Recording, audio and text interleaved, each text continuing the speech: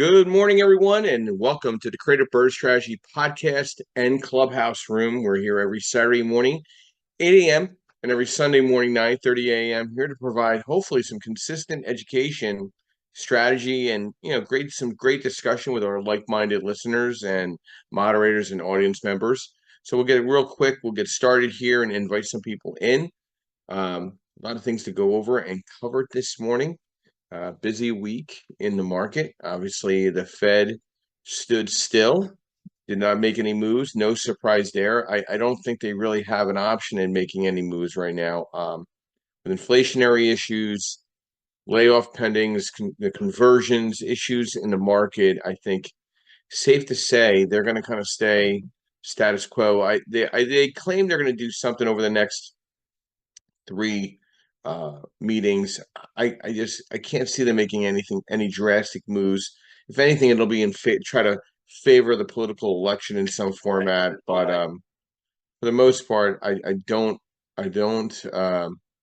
really see a lot of going on. I mean, the rates kind of leveled off at the end of the week at about six. The base rates ended up around 6.91.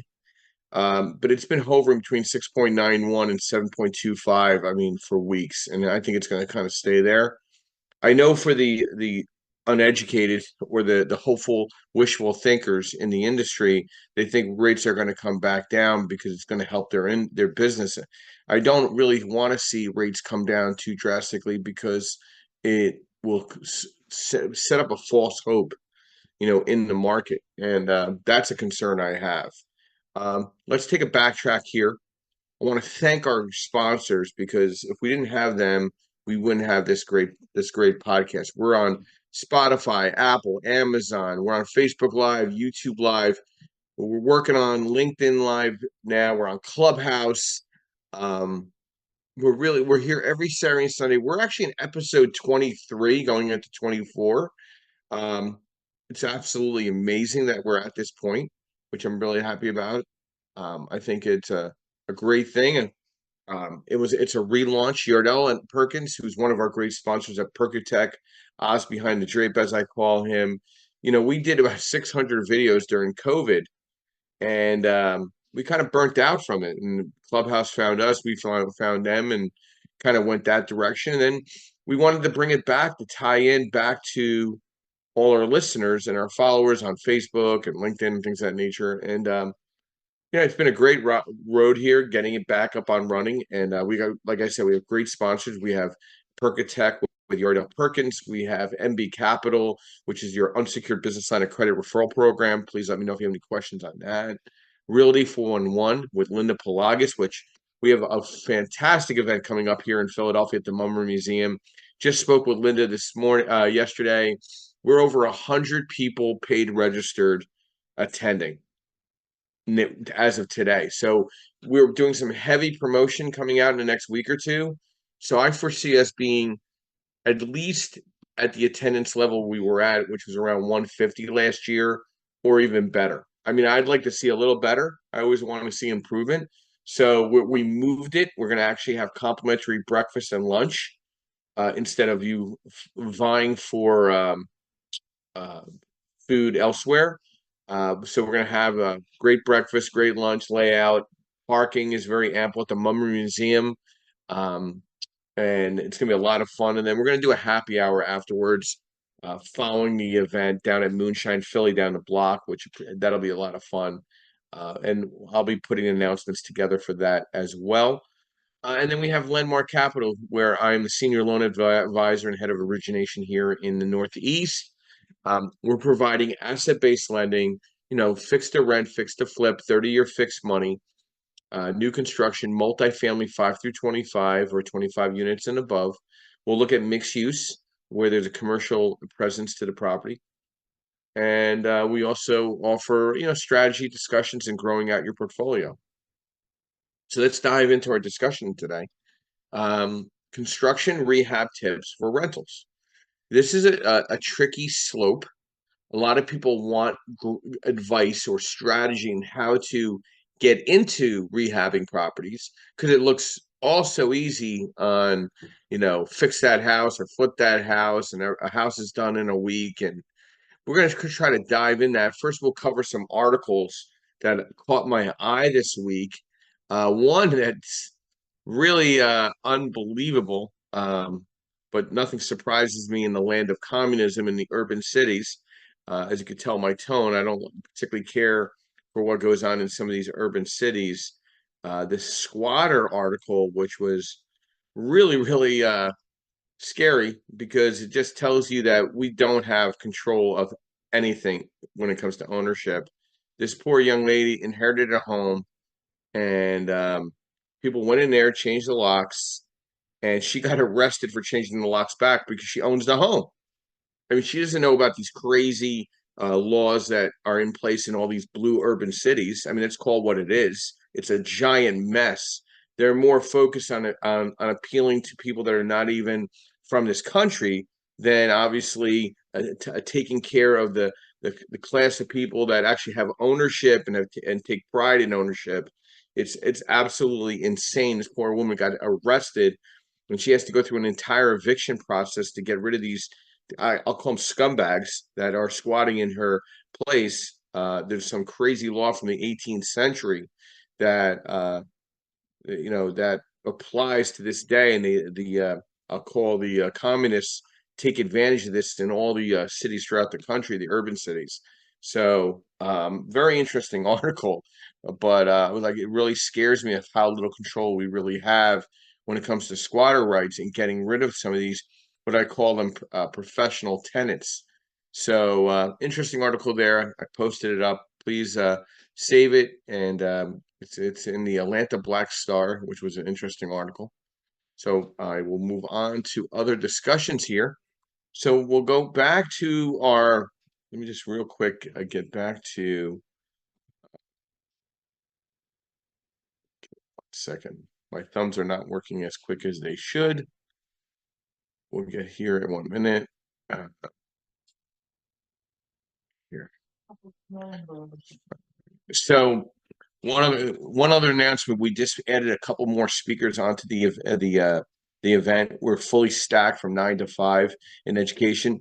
One thing I talked to Yardell, we are going live from the Mummer Museum and providing we're going to go live from that event throughout the day, which I'm pretty excited about as well. So you'll get to see us live on the Creative Birth Strategies podcast from the Mummer Museum from 8 a.m. hopefully till, I don't know, say about 5 o'clock. So we're going to go live with the whole thing. Pretty excited about it. So let's dive into some articles this week that I always like to cover before we get into the subject at hand: construction rehab tips for rentals. Again, rates leveled off a little below 7%. I've been locking rates right now in the commercial lending space somewhere between 6.75 and 7.125 for refinance or purchase DSCR. Right now, construction money is hovering between about 10% and 10.1, but 10.25%. Either one has kind of a flexibility on the origination. It's really a matter of where you want to be on that property. One of more of my active borrowers are looking at more the 3-year prepay. But right now, housing market update: supply climbs about 5%, biggest increase in nearly a year. So you're starting to see days on the market, and you're starting to see inventory sit, depending on where it's at.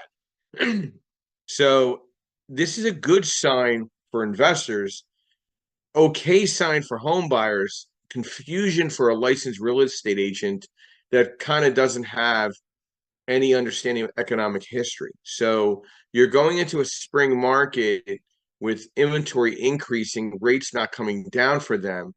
It's going to be a hard sell to date the rate and marry the house, okay? Because I think the inventory is still overinflated. We still need a massive adjustment in inventory stock or a slight reality check. So I don't know what's going to come first. I hope it comes a soft landing, but I think the Fed did give us an indication they're not giving anything away right now. So this is an interesting article. It was through Mortgage News Daily, and I post a lot of these on my LinkedIn. So please feel free to follow me or connect with me on LinkedIn as well. So, where are some of the national trends going? Okay, so you need to follow. There's another good article that I found. You got to follow where the permits are being issued, right? For single family through four family and multifamily development or conversions. You got to see where these permits are being allowed and where there's growth being allowed. Is it in the urban cities? Is it in suburban settings? Is it in the rural settings? You need to track these because that's going to impact how you buy your real estate, single family through four family. So it's a very interesting article to understand, and understanding the permit process and how many permits are being issued impacts the market based on new values. Now, I've ordered over 35 appraisals over the past 30 to 45 days, maybe more, maybe 50 appraisals. I am seeing a trend that values are settling or coming down a little bit. They're coming down, staying. They're either there's no in massive increases, but I can tell you for a fact I'm seeing either a 5 to 10% decrease or a concern because there's not a lot of sold and settled to use for values. So then the uneducated will tell you, oh, you can go back more than 180 days. No, you can't. That's not how an appraiser works. So how are they getting their values if there's no sold and settles? It's going to get very, very interesting going into this market of I feel values are tracking back a little bit. But I'm seeing this now, I've seen this only in the investment scope. But if you're seeing a 5 to 10% decrease in values already, you already have investors saying, hey, can you use my appraiser? You could use whatever appraiser you want, but they have to give a true independent evaluation for underwriting to approve. So it doesn't really matter who you use. If the values are not there, you can't make up shit. I mean, it just doesn't work that way. So very interesting watching permits being issued, which is moving up in a good way, but you're seeing values in the appraisal landscape leveling off. Let's go to an article that I put together on uh, on LinkedIn. I also posted it on Facebook. So either you follow me on Facebook or you follow me on LinkedIn. The article is there. Construction rehab tips and strategies for rentals. And then we'll get to our moderators, of course.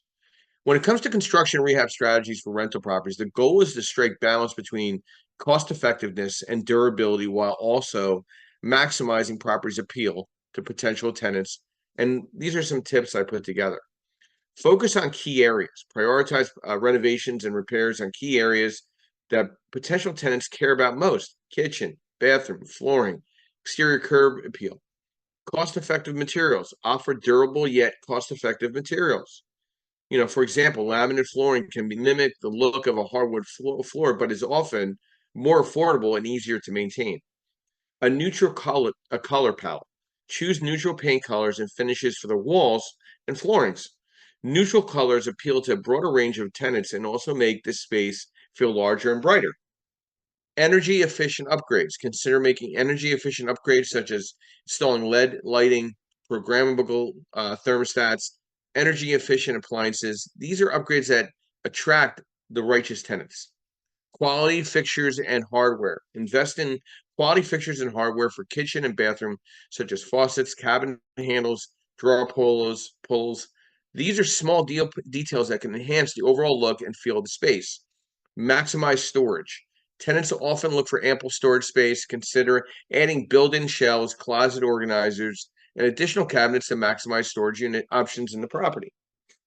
Upgrade amenities. Depending on the target demographic, consider adding amenities such as in-unit laundry facilities, dishwashers, outdoor living spaces. These are features that can make your property more attractive for potential tenants and justifying higher rental rates. Professional landscaping. Curb appeal matters. Safety and security. Ensure that the property meets safety and security standards. Install smoke detectors, carbon monoxide detectors, and secure locks and windows and doors. Consider adding security cameras or alarm systems for added peace of mind. Regular maintenance. Once the renovations are complete, establish a regular maintenance schedule to keep property in good condition. Properly addressing any repair issues arise to keep tenants happy and minimize long-term maintenance costs. So this is an article I put up on LinkedIn. I also posted it on Facebook. Please take a look. I probably post 2 to 3 articles a week. And then LinkedIn usually asks me to acknowledge one of their questions as well on a week-to-week basis. Joseph, good morning and welcome. Brief overview, who you are, what you do, and thoughts to our discussion this morning, construction rehab tips and rentals. Good morning, Joe. Borough investor here. I also do a little bit of private lending, and I invest in tax liens. In the process of closing on my 7th rental by April 12th, hopefully. So yeah, moving right along. So yeah, listen, construction and rehab tips, right? We've all been there. We always look at the burrs, and there is a thing such as over rehabbing, right? First, you need to know what your target is. Are you fixing and flipping this, or are you renting this? Not to say that you're putting lower quality things in, but like you mentioned, it needs to be more durable than what a homeowner would do, right? If you're doing a fix and flip, you're appealing to what a family would want and would take care of, right? But if you're doing a rental, you're going to put that luxury vinyl plank that scratch resistant and water resistant or waterproof. So if water is dropped on it, you're not going to have to replace it during every tenancy, right? You're going to rip the carpets out and put the LVP in place. So you're going to make those adjustments as you need to, right? You're also going to look at the market, right? Is the Formica countertop good enough versus the granite? Formica is less than $1,000. You probably get it installed on a decent sized countertop, where granite probably be about $2,000. So you have to really know what your market is, and you need to know what your ultimate goal is before you set out. Not saying that you're giving lesser quality, but you want more durable stuff, so you don't have to constantly replace it, because every turnover, the durable items, every turnover will prevent you from having that turnover cost. Because at the end of the day, when you're doing a rental, the turnover is really your enemy, right? Because that's where you wind up losing your money. Hey, Joe, a couple thoughts. What did you think about that article or that discussion on the squatters? Where do you feel, where do you stand on that? And, is it a crazy law that's working against us as landlords in some of these crazy states? How do we, what do you do to avoid some of this chaos? As a private citizens, but two, you're a sole entrepreneur. You have 7 properties of your own. You don't have a property manager. So what are you doing? What steps are you taking to avoid the communist monster of landlording and tenant relations right now? Listen, I mean, yeah, what happened in New York is absolutely horrible, right? And it's not the only story that's out there. There was another story that I saw on YouTube that this gentleman's mother had a house that was vacant, and squatters moved in there. The mom had a different last name than her son. He said, "Okay, well, write me a lease, and I'll take care of the problem." So he waited till the squatters left for whatever they were going to do for the day. He moved in, put all their stuff on the curb, moved his stuff in, and then they called the cops, the squatters, and he said, "Well, I have a lease." And the cops asked him, "Well, where's your lease?" And they didn't have one. So he actually was successful in evicting them non-traditionally, right? No, I think it's absolutely ridiculous. There's also laws out there that I think it's a 30-day period of time where they have to establish residency, and it's like really, really tough to get out there. There was also, and I'll send it to you, there was another YouTube again, right? All these YouTube channels that I follow, where they had an individual who came into the country as a migrant, and he started telling people that there's laws in New York where you go into abandoned properties. I saw that. You could fix them, right? You could fix them, and then the property is yours, right? And so the landscape is changing, and you need to I'm starting to look right. I have a vacancy coming up in April up in North Jersey, close to where all the situation is in New York. I'm going to look to have timer lights on timers to make it look like it's lived in, and all that other stuff. Maybe I'm going to have to get one of my friends to park their car in a driveway and just leave it there, right? A spare car that they have. But yeah, it's something really to really take into consideration because I think it's going to get worse. I don't think it's getting better. And New Jersey is looking to say, hey, we want to be the California on the East Coast. Well, California is not doing too well, Oh no. right? That's the epicenter of homelessness. I mean, if you want to take a video next to Philadelphia, it's probably one of the worst I've ever seen. I mean, when I was in Los Angeles, Joe, it was horrendous, horrific. And they just allowing it to this. I've never seen LA so bad. Right. It's kind of insane. But yeah, I saw that video too, how insane that illegal alien was basically stating how to get it to come up there and take advantage of us as entrepreneurs, which made me disgusted. But either way, let's get back to our discussion here at hand. Some more affordable renovations for real estate investors that and I'm sure Joe will confirm as well as Justin and Albert will get to. Starting with paint, it's shocking to see how much simple coat of paint will change the look of a property. You know what I mean? Replacing doors, and making sure they're in good shape. That's a big difference. Adding some tile. I'm a big fan of backsplash everywhere, and protecting the walls.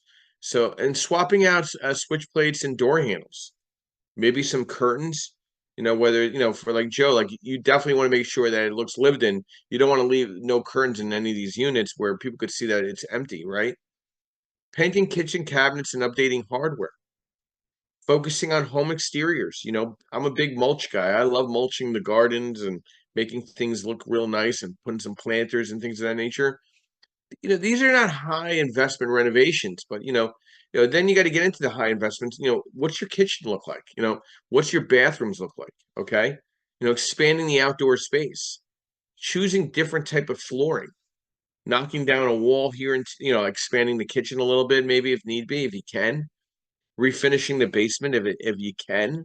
These are things that you have to look at the cost benefit relationship and what type of tenant you're going to attract based on that relationship.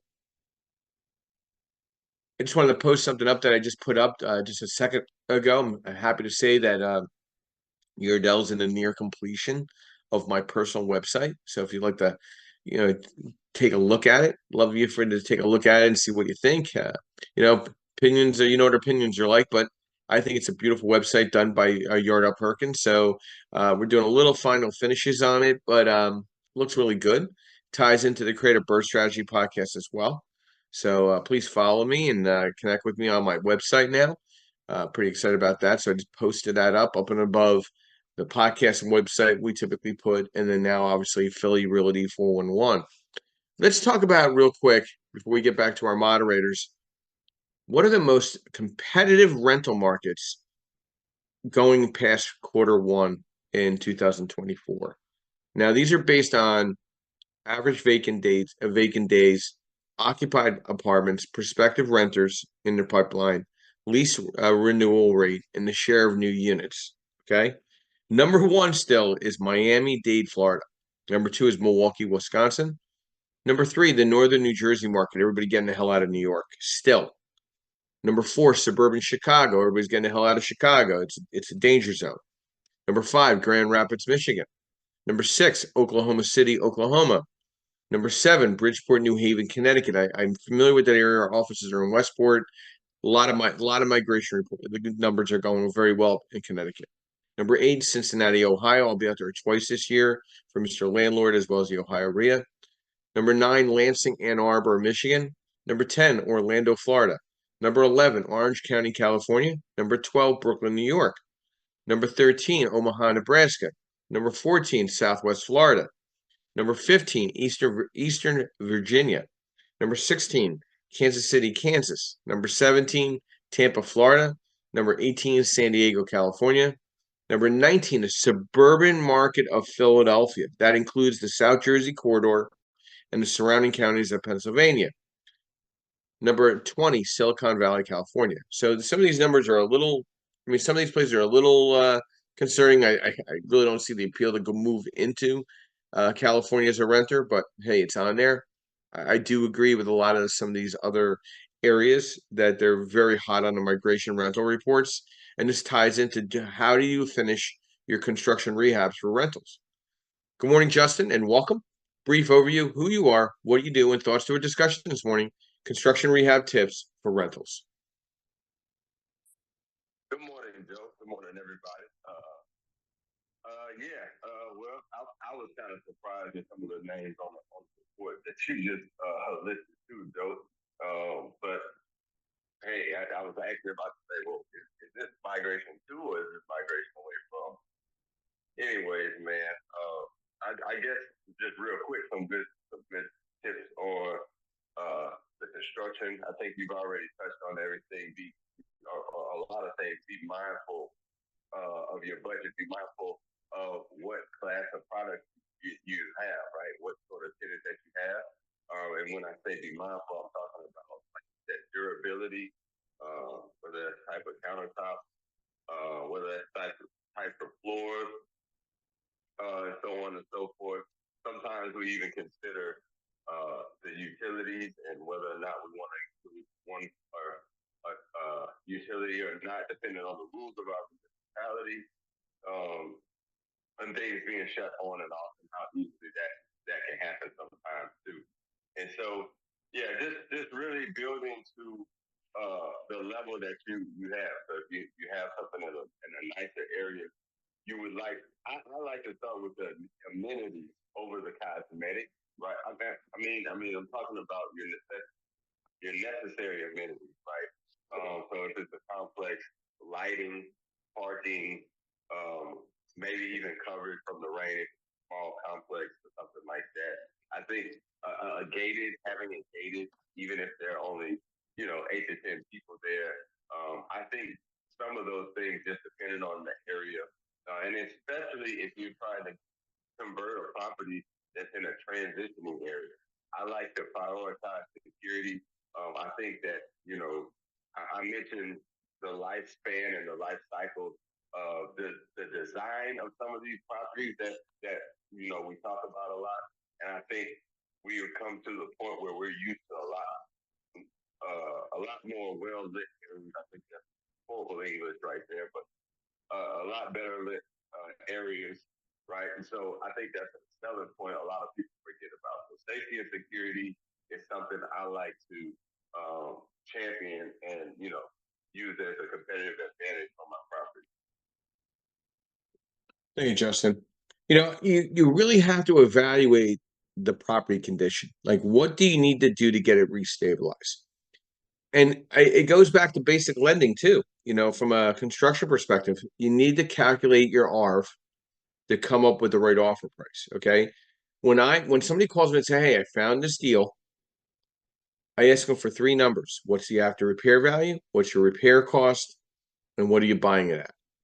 If you're not within that 70% rule working those numbers, you're going to have money stuck in that deal.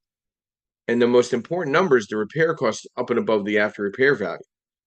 What you're buying it at makes more sense once you know what your ARV is and what your repair costs are, right? So maximum purchase price equals ARV times 70% less the repair costs.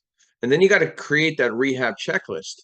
The interiors, obviously foundation, basement, framing, insulation, paint, walls, doors, trim, flooring, kitchen, appliances, bedrooms, bathrooms, fixtures. Then you got your exteriors. You have a masonry or siding, roof, gutters, windows, paint, garage, driveway and sidewalk, landscaping, fencing, utility connections, septic, swimming pool if it applies. These are things you need to understand. We do provide these worksheets through the Creative Birth Strategy house here on Clubhouse and our podcast. If you need these worksheets to better pencil your deals down, to calculate a budget, we're here to provide that to you. You want to work with investor-friendly power team people in your circle, right? You want people to understand.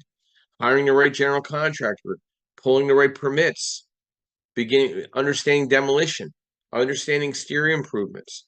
completing good interior rehab, executing the exit strategy. Okay, listen, you renovated, you stabilized.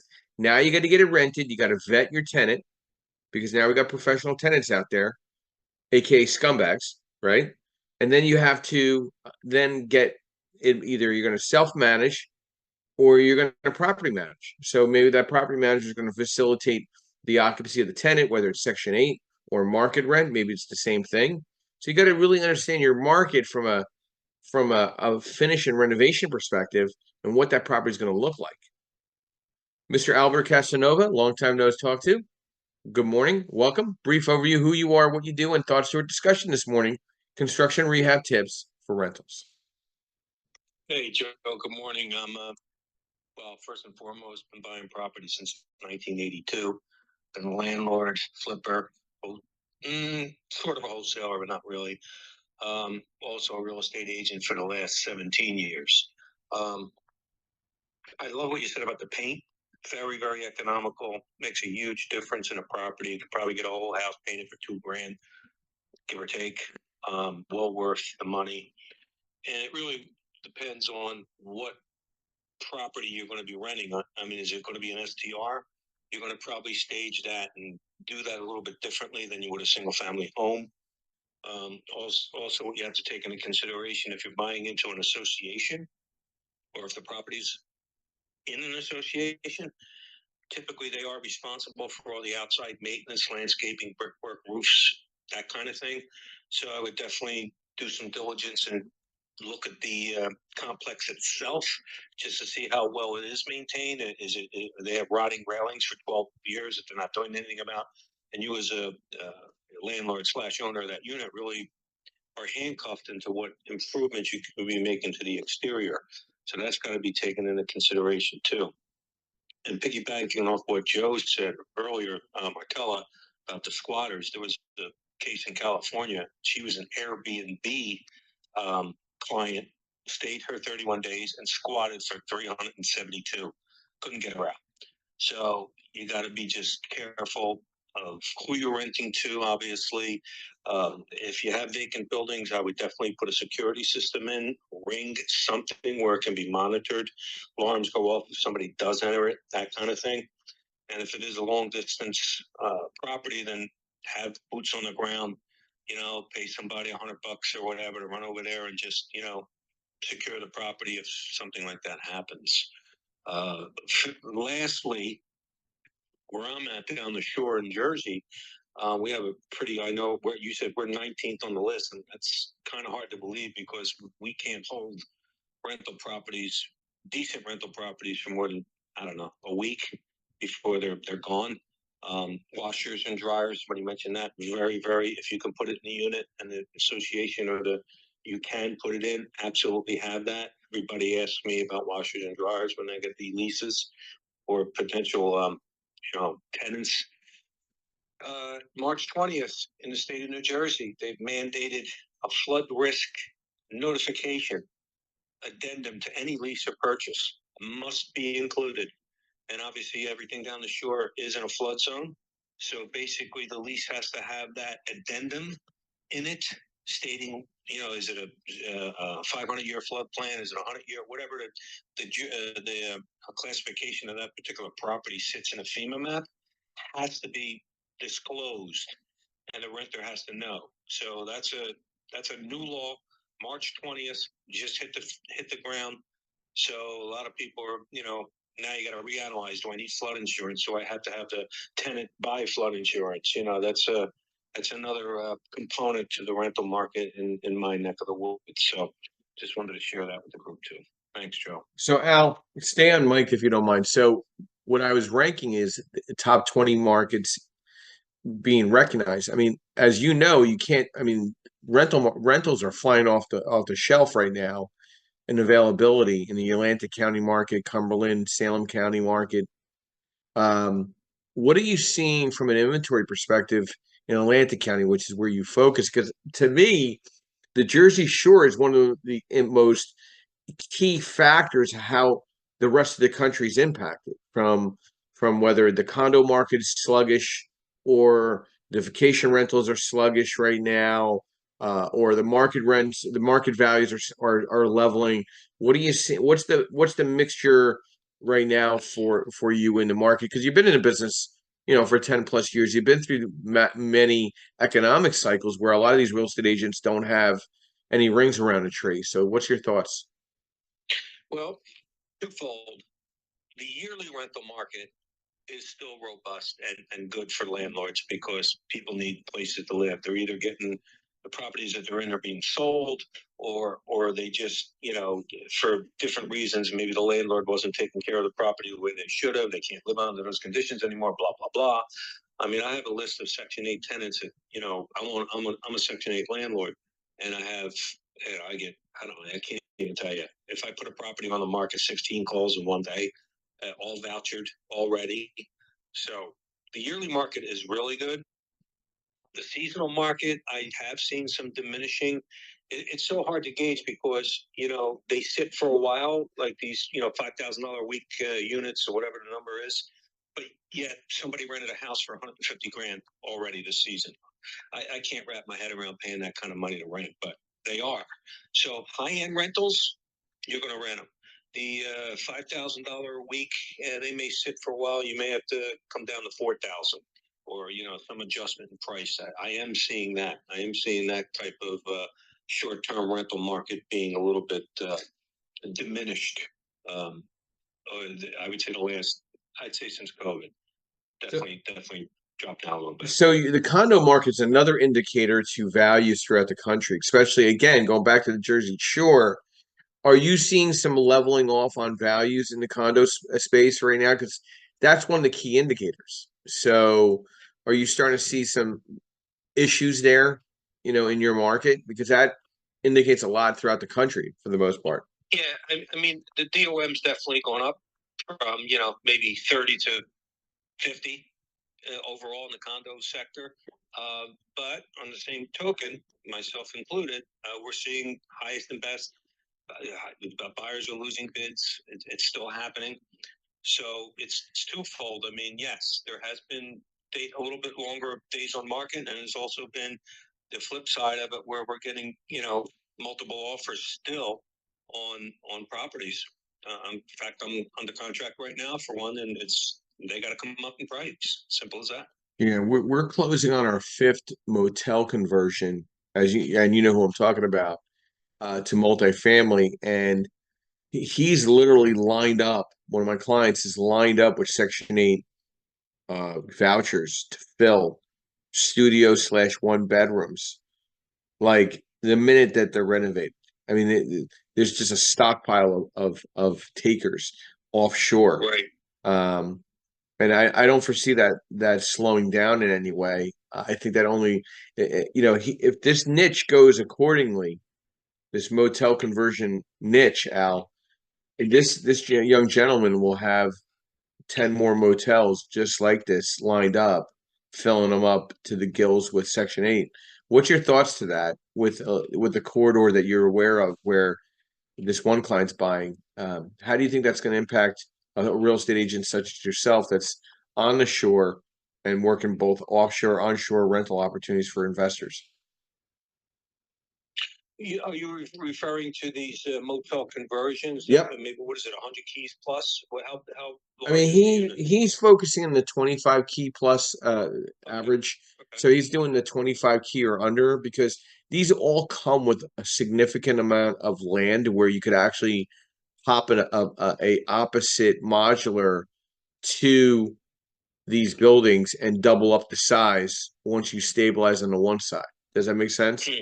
Yeah, I mean that seems like a really good opportunity to capitalize. Obviously, the variances were granted, the permits were issued to do stuff like that. Yeah, they were. So what is it? What do you how do you think that's gonna like that's Section 8? We add 200 more doors of Section 8 offshore. What do you think that'll do to the Atlantic shoreline? Will that help and bring a better market rent to or will you have rents sitting out there longer that once were taken up by Section 8? You know what I mean? Yeah, well, I think it all comes back to any business and supply and demand, right? Right now, there's not enough supply, so everybody rents anything in 2 to 3 days. if 200 units go up at once, well, then obviously there's going to be a supply issue filled. And yes, maybe, if you think about supply and demand, if the supply is there, the demand might diminish, and so might prices. Yeah. Or not, rental prices. So that certainly could affect the market. We have a big development by D.R. Horton right now, near my residence. I think it's like 563 units going up at once. I don't even know what they are. I don't know if they're going to be rental units. I don't know if they're going to be, homes or townhouses or condos. They literally cleared out. I don't know. I can't even tell you how many acres. And I know it because I saw the zoning permit. I think it's like 563 units. So that's going to be interesting to see how that's going to impact our market. Thank you, Al.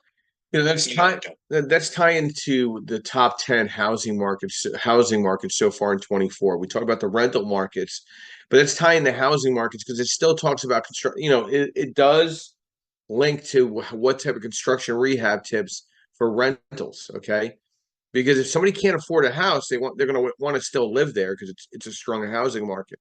Number one is Buffalo, New York. Number two is Cincinnati, Ohio. Number three is Columbus, Ohio. Number four, Indianapolis, Indiana. Number five, Providence, Rhode Island. Number six, Atlanta, Georgia. Number seven, Charlotte, North Carolina. Number eight, Cleveland, Ohio. Number nine, Orlando, Florida. And number 10, Tampa, Florida. So these housing markets are still strong from a purchase perspective. How affordable they are for the current home buyer that needs to buy a home out of necessity right now is yet to be determined. But I can tell you, the Ohios are really primed for buying single-family homes through 4-family right now. Buffalo, New York, I like a lot. Indianapolis, Indiana, kind of a dumpster fire, in my personal opinion. I've driven through it several times. Never seen a more hoodier area near a major NFL football team.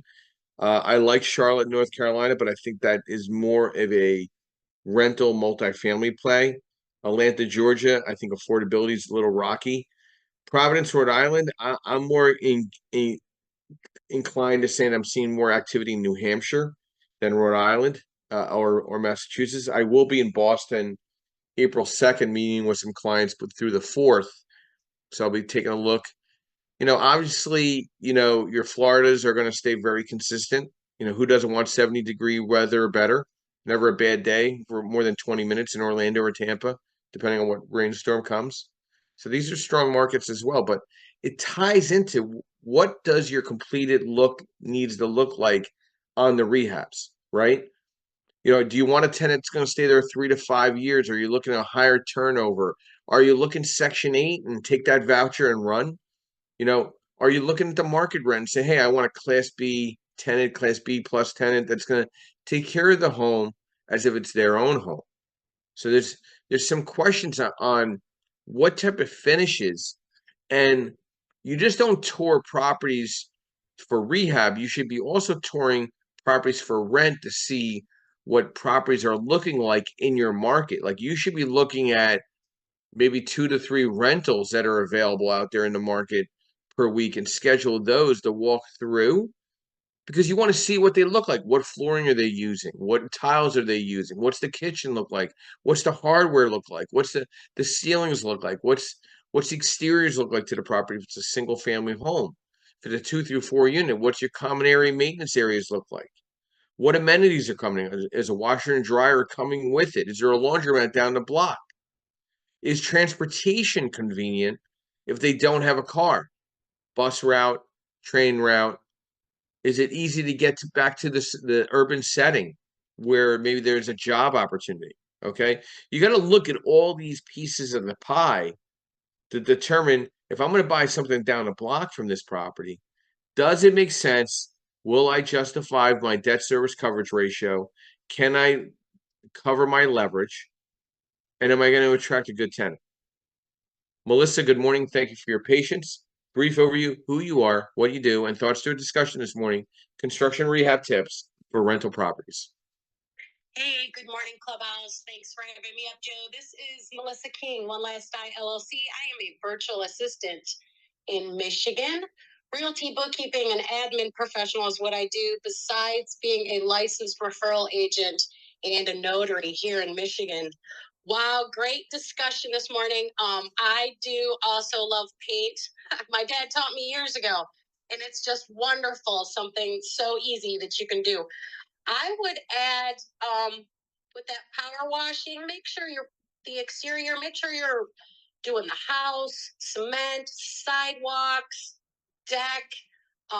That just brightens things up, people. I mean, that's a great curb appeal. Besides the mulch, I went out to Denver. You guys are having a property tour in Philadelphia, aren't you?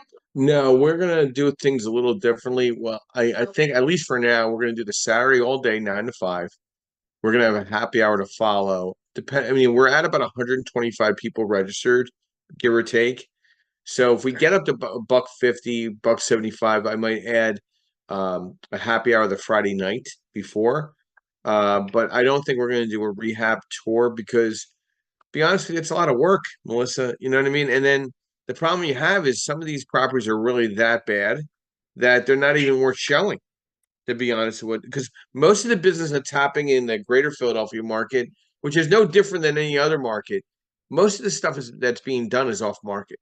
So if you can identify a couple good wholesalers to set up a tour, that actually would be better than you leveraging the MLS right now to show deals to potential investors.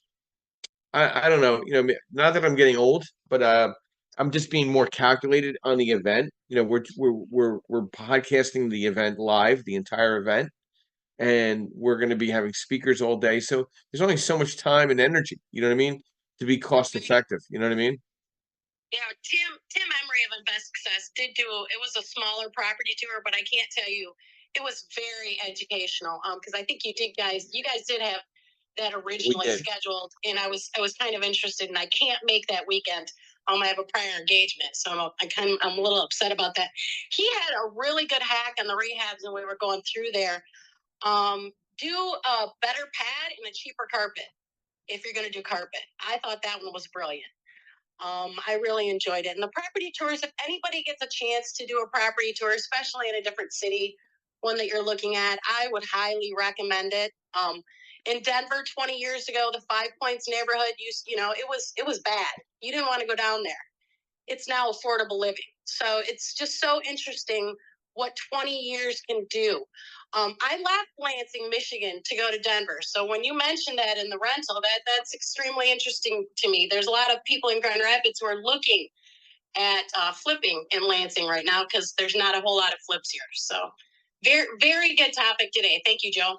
Thank you, Melissa. Yeah, I mean, we're definitely going to have a very full schedule at Realty 411. I most likely, like I said, I'll probably do a Friday happy hour, a Saturday night happy hour, but we're not doing a rehab tour. I'm leaving Sunday open for anybody that's sticking around to have strategy discussions or mastermind discussions at our offices, which are not far away from the Mulberry Museum. We're probably 10 minutes away from there. So we could either, set up coffee meetings on Sunday to follow up. But I'm really looking forward to it. We're just being a little more calculated. It's the same where, when you're doing construction rehab, you got to be very calculated, right?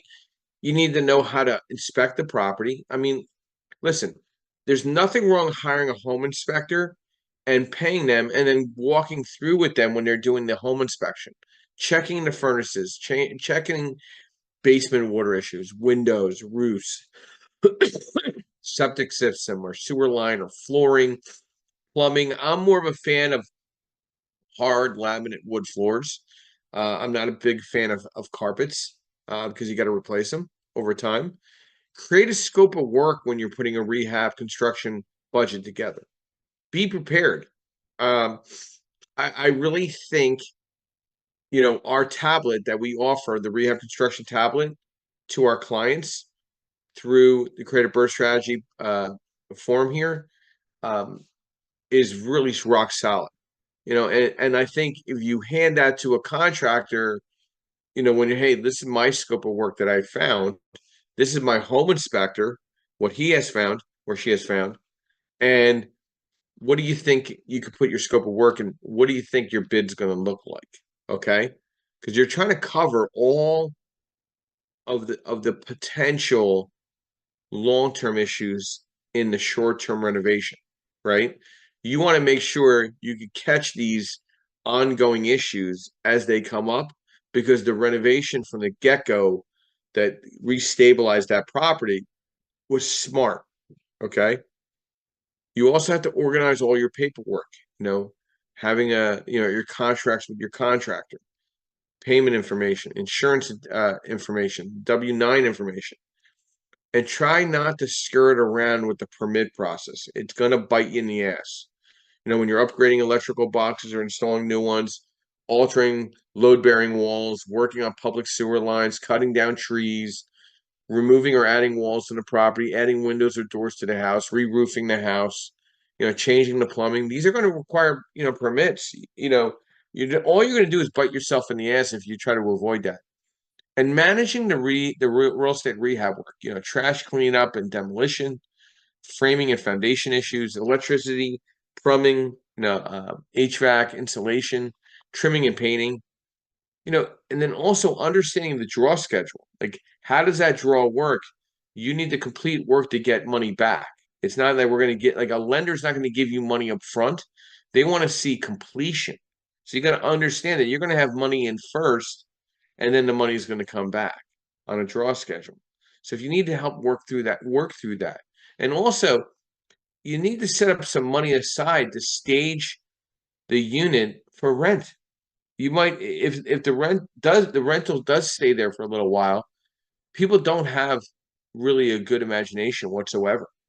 They really need to get walked through on what the property could look like if they're renting the unit. Staging is very important. I'd allocate $1,000 to the side just for that in case you need to stage the unit. Joseph, some final thoughts in our discussion, construction rehab tips for rental properties. Joe, great conversation today. I don't think that I could add more than what all these experienced people have added on. It's a common conversation when you're starting to rehab properties on a rental versus a fix and flip, over rehabbing, and it's I would say it's almost sort of like, I wouldn't call it bloopers, right? But it's sort of like, I think on your first one you're always guilty of over rehabbing. And you talked about expanding it, right?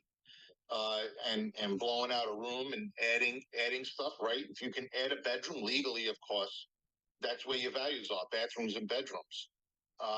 More bedrooms you have, the more people can live there, the more rent you can get, and that's the name of the game. But you have to check and see if it's cost effective for you to do so.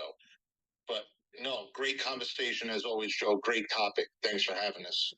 Joe, it's funny. I had a conversation with a newer investor, very new, first renovation, just this past week, and he's like, "Hey, can I do some of the work myself?" I said, "Listen, you still have to have a licensed contractor submit this bid. If you work something out with the contractor that you claim that you can do whatever you think you can do, knock yourself out. I mean, I hope the workmanship is there. But as you know, Joe, and I know, when you try to do some of the work yourself, you could bite yourself in the ass in a poor job. I mean, what's your thoughts of? I know you do some of the work yourself on stuff, but do you see a difference when you hire somebody comparatively to bring somebody doing it yourself? There's an absolute difference, Joe. First of all, I don't like working on places when my tenants are watching me because I don't necessarily know everything what I'm doing. I'm figuring it out as I go along. So, I'll work on stuff when it's convenient for me. But I mean, there's just so many cheaper options, right? When you're talking about a major rehab, that's a different story, right? And the professional is always going to beat me. When I'm doing the work. Number one, they're going to beat me in time because that's their job, right? I'm going to be able to do this on weekends and after my W-2 job on weekends and evenings, and they're going to beat me on skills and experience. So they're going to get it done faster, and they're going to get it done correctly. If there's anything that's permit worthy, Well, of course, they're going to be the licensed one that's going to have the permits, and they have the insurance in case, they're sweating a pipe and they're burning the house down in exchange. But right now, if a tenant was to call me with an issue,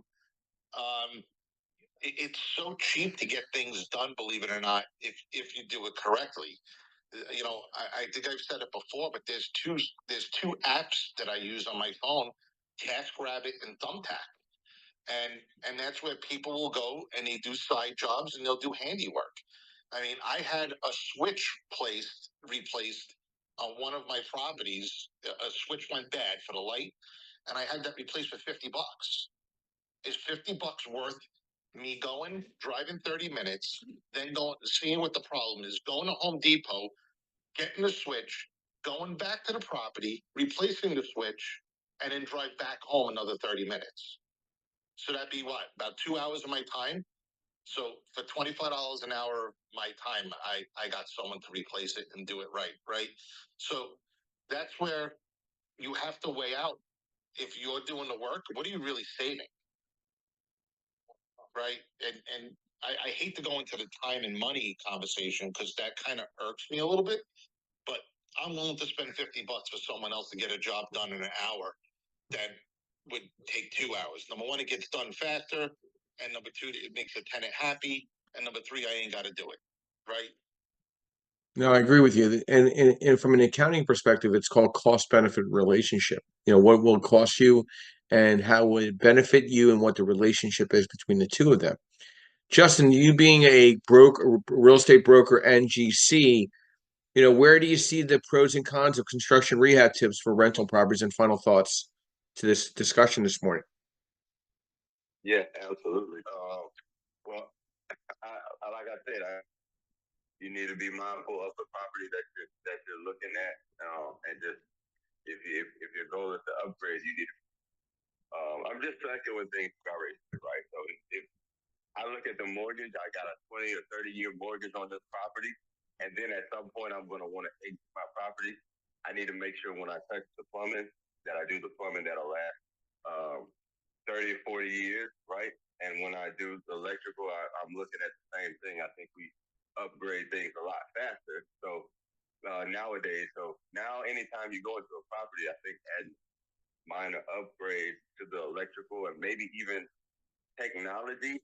You don't have to break the bank, but just being smart with some of your progressive construction things and needs. And look, you touched on something that's huge. I think we overlook it a lot. I did, and I'm paying for it. And I listened to a lot of jargon in the beginning from people who were scarred from the permit office or this, that, and the third, and I heard nothing but horror stories. Literally nobody told me anything good about the permit office, and I tried to avoid that. And it's causing me issues on the back end for older property that I'm trying to get rid of. Then they have some work done that doesn't have permits. So just be mindful of that. Be careful who you listen to. And it was a couple of years ago, but the effects, they follow you. So just those things, man. This is something you should want to cross your T's and dot your I's and be your best at. So consider that when doing your repair. That's my thought.